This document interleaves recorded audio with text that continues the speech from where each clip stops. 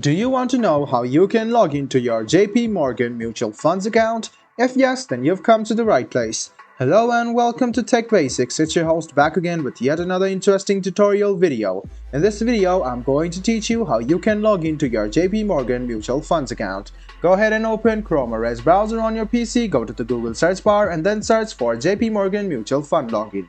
Click on the first link which appears on your screen. It will take you to the official login portal of JP Morgan Asset Management where you can log into your JP Morgan Mutual Fund. So go ahead and write down your JP Morgan username, your password, and then click login. This way you can successfully log into your JP Morgan Mutual Fund account.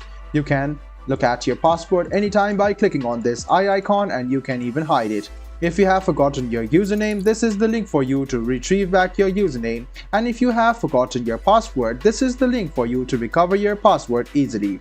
If you are a new user and want to create an account in JP Morgan Mutual Funds, this is the link for you. Go ahead and click new user and then create yourself an account today. I hope this video about how you can log into your JP Morgan Mutual Fund account was helpful for you. If you still have any kind of confusion, please do mention us on the comment section down below.